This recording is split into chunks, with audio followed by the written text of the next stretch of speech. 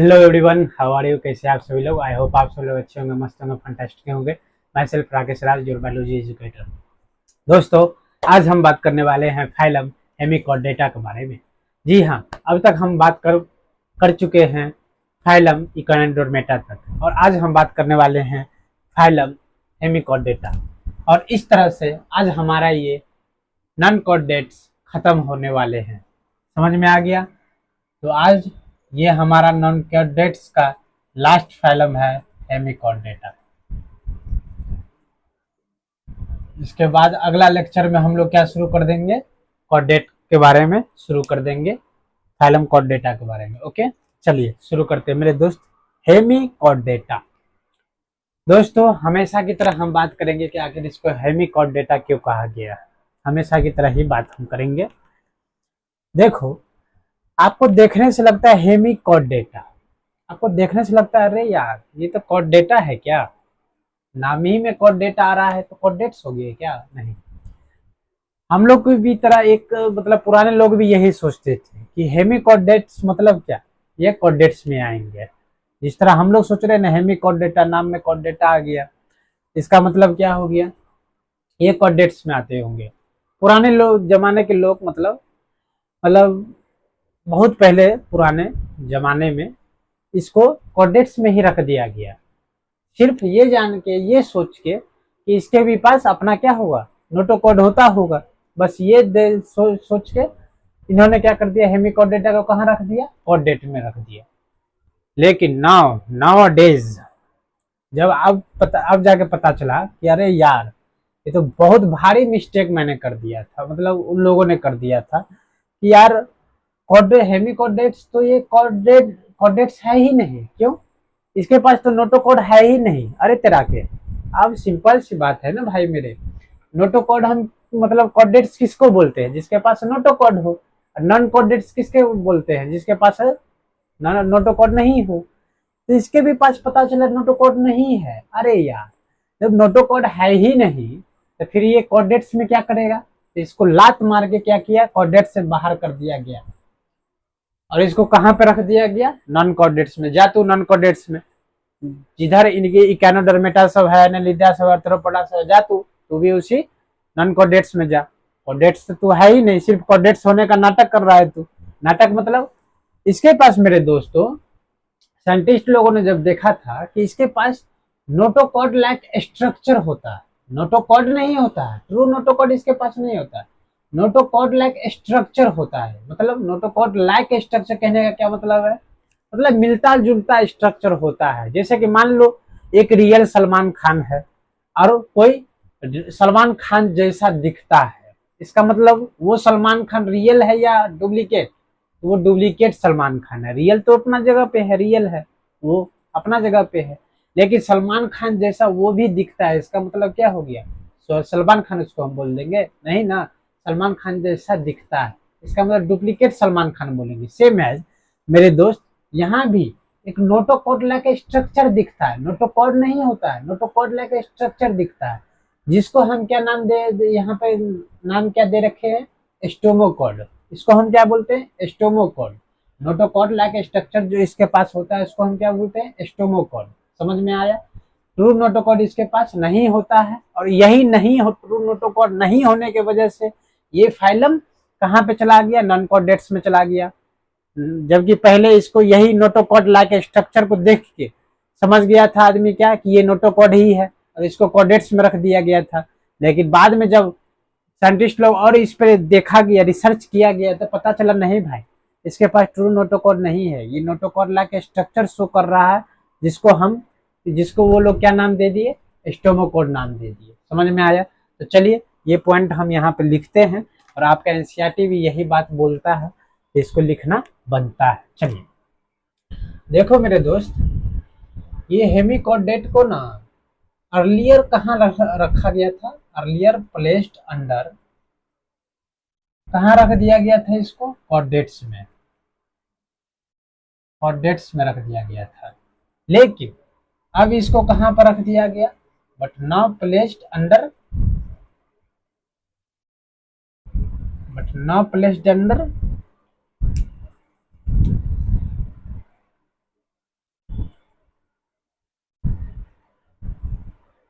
Now placed under non chordates.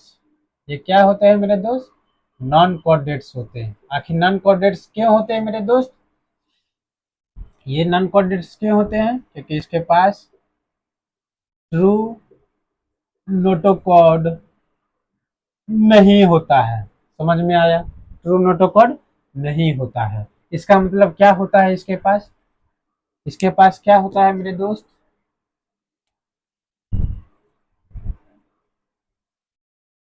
Notochord like structure होता है, जिसको नाम क्या दिया गया है? स्टोमोकॉर्ड। याद रहेगा। स्टोमोकॉर्ड किस में पाया जाता है अगर पूछे कोई तो? हेमिकॉर्डेट्स। किस में पाया जाता है मेरे दोस्त? हेमिकॉर्डेट्स में। क्लियर है? चलिए आगे बढ़ते हैं। अब ये मेरे दोस्त जो स्टोमोकॉर्ड है ये कहाँ पाया जाता है? तो इसके मतलब हेमिकॉर्डेट्स के बॉडी के 3 पार्ट्स होते हैं। एक तो एंटीरियर पार्ट, आगे वाला पार्ट, ऊपर वाला पार्ट क्या होता है? एंटीरियर पार्ट क्या होता है? वो प्रोबोसिस होता है। प्रोबोसिस इसको बोलते हैं एंटीरियर पार्ट को। जैसे कि हम आर्थ्रोपोडा में एंटीरियर पार्ट को क्या बोलते थे? हेड। हेड याद है? हेड, थोरैक्स, एब्डोमेन 3 पार्ट में वहां डिवाइड हुआ था। सेम एज मेरे दोस्त यहाँ भी हेमिकॉर्डेट्स को भी बॉडी को 3 भाग में डिवाइड किया गया है। पहला एंटीरियर पार्ट जो है प्रोबोसिस है, मिडिल पार्ट जो है वो कॉलर रीजन है, कॉलर रीजन, और लास्ट पोर्शन जो है उसका पोस्टीरियर पार्ट जो है क्या? ट्रंक है। समझ में आया? तो यही 3 पार्ट में हेमिकॉर्डेट्स क्या है? डिवाइडेड है। जिसमें से स्टोमोकॉर्ड कहाँ पाया जाता है? कॉलर रीजन में पाया जाता है। कहाँ पे पाया जाता है मेरे दोस्त? कॉलर रीजन में पाया जाता है। कहाँ पाया जाता है ये? कॉलर रीजन में। समझ में आया? और ये होता कैसा है मेरे दोस्त? स्ट्रक्चर इसका रूडिमेंट्री स्ट्रक्चर होता है। Rudimentary structure. ये कैसा स्ट्रक्चर है? रूडिमेंट्री स्ट्रक्चर है। क्लियर है? ये स्टोमोकॉर्ड के बारे में आप ये 2 बातें याद रखना। समझ में आया? ये रूडिमेंट्री स्ट्रक्चर है जो कि नोटोकॉर्ड लाइक स्ट्रक्चर है, और ये पाया जाता है कहाँ? कॉलर रीजन में पाया जाता है। क्लियर है दोस्त? अब जब कॉलर रीजन का बात आ ही गया है तो इसको हम पूरी तरह से इसको क्या करें? बता ही देते हैं मेरे दोस्त। चलिए अब हम यहाँ पे आ जाते हैं इसके बॉडी पे। मेरे दोस्त हेमिकॉर्डेट्स का बॉडी के बारे में हम बात करते हैं। बॉडी जो होता है इसका मेरे दोस्त कैसा होता है? सिलेंड्रिकल होता है। कैसा है होता है मेरे दोस्त? सिलेंड्रिकल। एंड इसको डिवाइडेड कितना भाग में किया गया है? Divided into 3 parts. Divided into 3 parts. पहला मैंने क्या बोला मेरे दोस्त? एंटीरियर पार्ट जो है, इसका एंटीरियर पार्ट जो है उसको क्या नाम दिया गया है? प्रोबोसिस। प्रोबोसिस। समझ में आया? मिडिल पार्ट जो है मेरे दोस्त उसको क्या नाम दिया गया है? अभी ये बताए हैं कॉलर रीजन।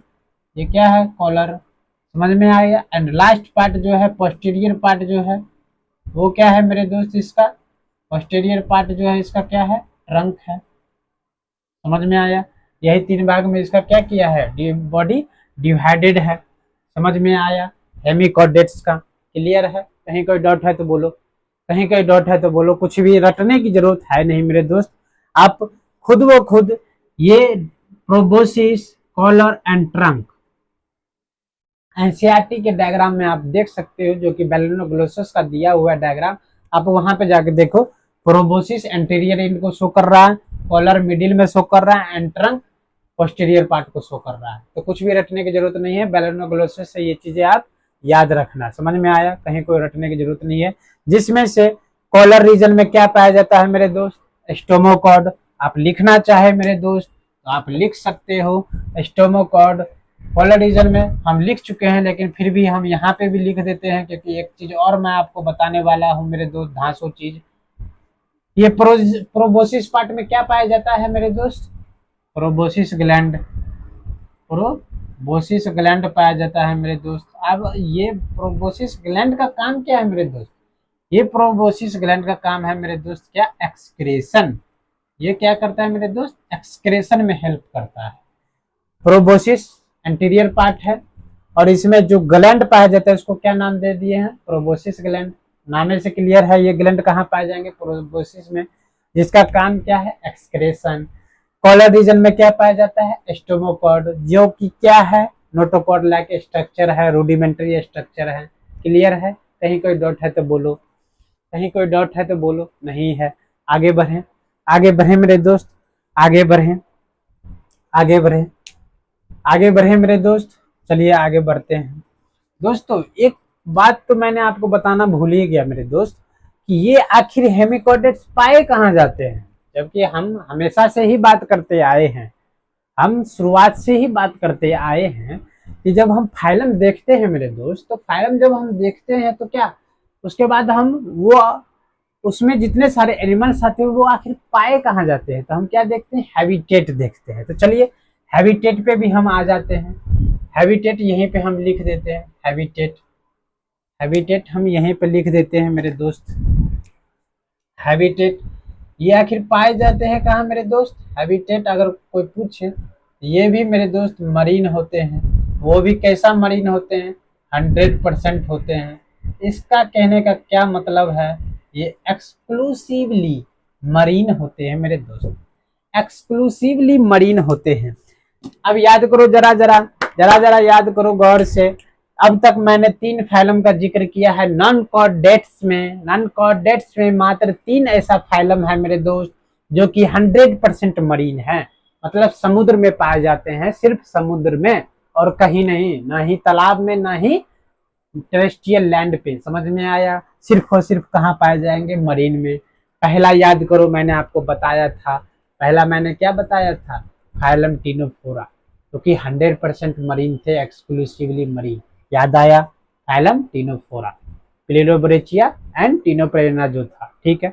उसके बाद मेरे दोस्त कल ही मैंने पढ़ाया है कौन सा फाइलम, फाइलम इकैनोडर्मेटा।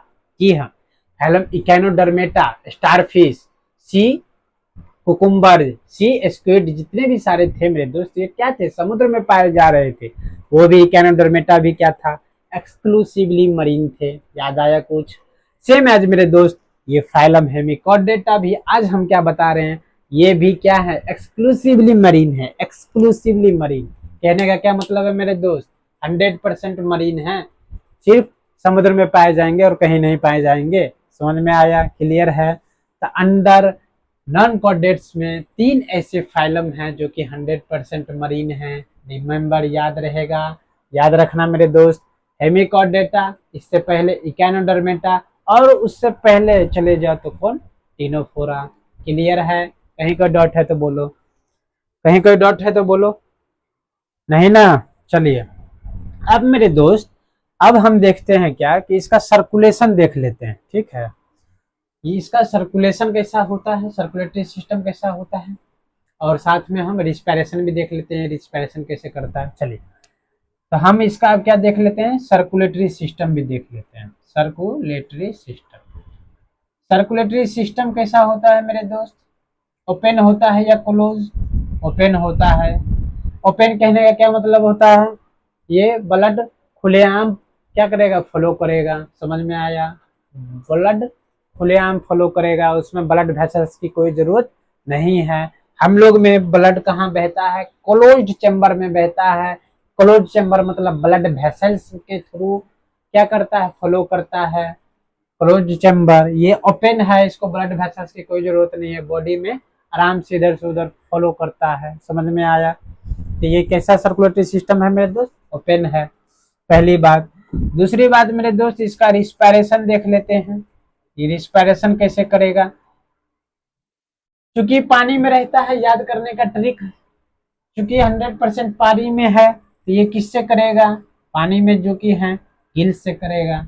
इस तरह से आप चीजें याद रख सकते हो। नॉट ऑलवेज, नॉट ऑलवेज, जो पानी में रहता है वो गिल से ही सांस लेगा, नॉट ऑलवेज, लेकिन जनरली तो हम बोल ही सकते हैं जो पानी में होते हैं वो किससे सांस लेते हैं, गिल से सांस लेते हैं। समझ में आया? क्लियर है तो बोलो, क्लियर है तो बोलो मेरे दोस्त, कहीं कोई डाउट है तो बोलो। अब देखो, चूंकि सर्कुलेटरी सिस्टम भी हो गया, रिस्पायरेशन भी हो गया, एंड मेरे दोस्त एक्सक्रेशन यहाँ ये भी हो गया, प्रोबोसिस ग्लैंड के थ्रू क्या करता है, ये एक्सक्रेशन करता है, ये भी क्लियर हो गया। तो नाउ मेरा लास्ट पॉइंट जो आ जाता है मेरे दोस्त, वो लास्ट पॉइंट हमारा क्या आता है, आप लोग खुद जानते हो वो क्या है मेरे दोस्त, रिप्रोडक्शन। लास्ट में ये अपना जनरेशन कैसे आगे बढ़ाएगा मेरे दोस्त, जनरेशन भी तो आगे बढ़ाना इसको जरूरी है। तो रिप्रोडक्शन कैसे करेगा, तो सेक्सुअली रिप्रोडक्शन करेगा, सेक्सुअली रिप्रोडक्शन करेगा। ये होते कैसे हैं, यूनिसेक्सुअल होते हैं। और यूनिसेक्सुअल को हम क्या बोलते हैं मेरे दोस्त, और यूनिसेक्सुअल को हम क्या बोलते हैं मेरे दोस्त, डायोसियस। क्लियर है, डायोसियस होते हैं ये। उसके बाद मेरे दोस्त फर्टिलाइजेशन होगा। फर्टिलाइजेशन कैसा होगा, अंदर होगा या बाहर में होगा, पानी में है तो एक्सटर्नल हो गया, एक्सटर्नल फर्टिलाइजेशन करेगा। और मेरे दोस्त उसके बाद डेवलपमेंट कैसा होगा मेरे दोस्त, डेवलपमेंट कैसा होगा, तो मेरे दोस्त इनडायरेक्ट डेवलपमेंट होगा।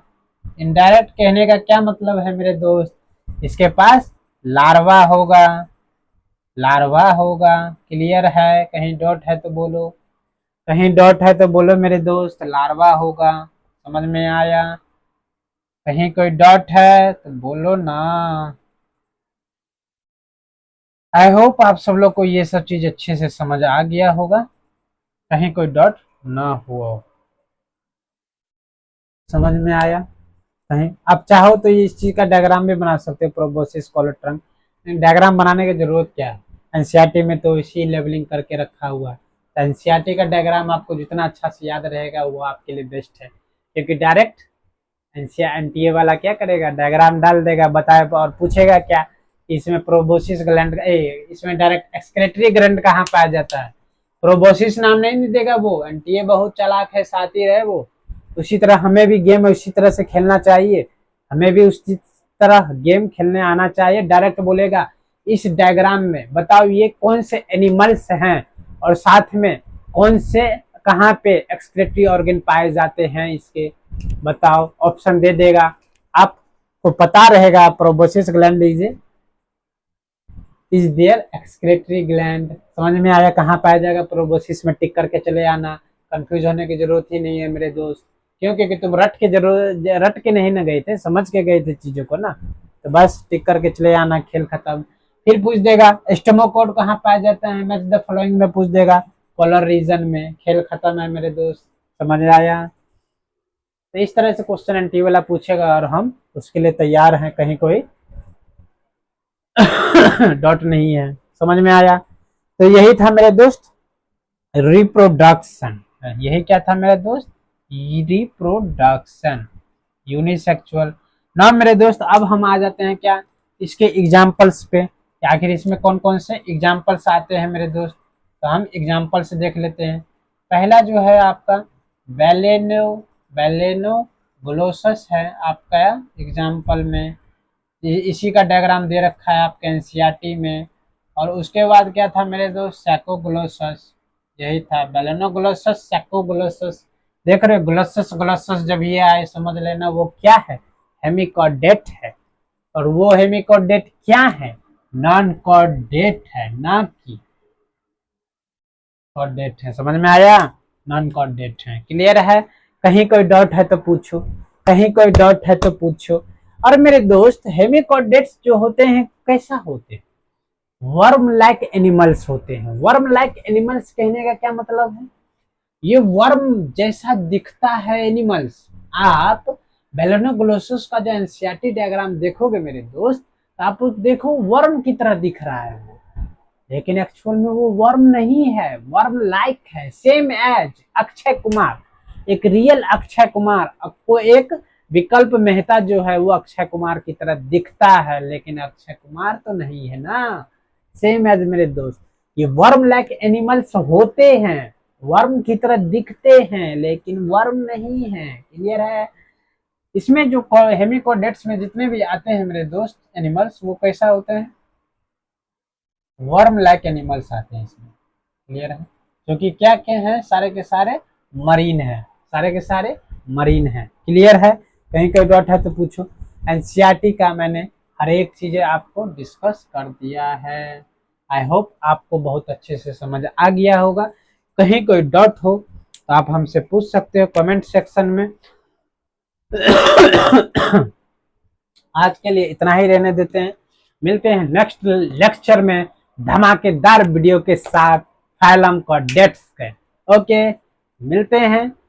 और अभी इस लेक्चर को लाइक करें, शेयर करें, सब्सक्राइब करें और कमेंट करें, ढेर सारा प्यार दें, अपने दोस्तों में शेयर करो कि यार देख लो फाइलम हेमिकोडेटा एनिमल किंगडम, जो कि बहुत ही हेक्टिक चैप्टर माना जाता है मेरे दोस्त, बहुत ही हेक्टिक। और इस एनिमल किंगडम चैप्टर को मैं जिस तरह हलवे के साथ आपको पढ़ा रहा हूँ, बता रहा हूँ, जो आप कभी भूलोगे नहीं, ये गारंटी है मेरी। आप खुद एक बार पढ़ लेना, यकीनन आपको ये 20 मिनट का या आधा घंटा का लेक्चर होता है, जबकि मैं पूरा अच्छा से इधर से उधर समझाता हूँ तो 20 मिनट लग जाता है। इसी को आप 2x पर देख लेना, कुछ खास देख लो। कुछ खास आपको लिखा हुआ दिख रहा है क्या? कुछ खास आपको लिखा हुआ दिख रहा नहीं है। बस ये सिर्फ एक बार इस चीज को देख लेना और बस खेल खत्म, रिकैप कर लेना, तुरंत कर रिकैप। हेमिकोडेट्स है, वर्म लाइक एनिमल्स है, पहले रखा गया था इसको कोडेट्स में, जबकि अब ये क्या है, नॉन कोडेट्स है। क्यों भाई? क्योंकि इसके पास ट्रू कोड नोटोकोड नहीं होता है। तो ट्रू नोटोकोड नहीं है तो फिर क्या है इसके पास? नोटोकोड लाइक स्ट्रक्चर है, स्टोमोकोड है, जो कि कहाँ पाया जाता है? कॉलर रीजन में पाया जाता है, जो कि क्या है, रूडिमेंट्री स्ट्रक्चर है। क्लियर है? इसका बॉडी कैसा होता है? सिलेंड्रिकल होता है, जिसको 3 भागों में, 3 पार्ट में डिवाइड किया गया है। एंटीरियर पार्ट, आगे का पार्ट कौन है? प्रोबोसिस है। मिडिल पार्ट कॉलर है। पोस्टीरियर पार्ट ट्रंक है। प्रोबोसिस में क्या है? प्रोबोसिस ग्लैंड है, जिसका काम क्या है? एक्सक्रेशन करना। कॉलर रीजन में क्या है? स्टोमोकॉर्ड है ना मेरे दोस्त। सर्कुलेटरी सिस्टम इसका कैसा है? ओपन है। रिस्पिरेशन किससे करेगा? गिल से करेगा। रिप्रोडक्शन क्या करेगा? ये सेक्सुअली करेगा, क्योंकि ये कैसा होते हैं? यूनिसेक्सुअल होते हैं। अब ये फर्टिलाइजेशन कहाँ होगा? एक्सटर्नली होगा, पानी में करेगा। डेवलपमेंट कहाँ होगा मेरे दोस्त? इनडायरेक्ट डेवलपमेंट होगा, मतलब लार्वा होगा। और इसके एग्जाम्पल्स बेलेनोग्लोसस एंड सैकोग्लोसस। देख लो, 1 मिनट में मैंने रिकैप करा दिया, कहीं कोई टाइम लगा आपको? बस खेल खत्म है मेरे दोस्त। बस एक बार आप चीजें समझना, अगर आपको चीजें समझ आ चुकी है तो बस इस वीडियो को आप रिव्यू के तौर पर देखो, रिव्यू छट सिन DRS की तरह एक बार रिव्यू देख लो, खेल खत्म, दिमाग में सेट। समझ में आया? दिमाग में सेट करेंगे, दिमाग में। तो ठीक है, आज के लिए इतना ही रहने देते हैं, मिलते हैं नेक्स्ट लेक्चर में। Bye bye, take care, see you.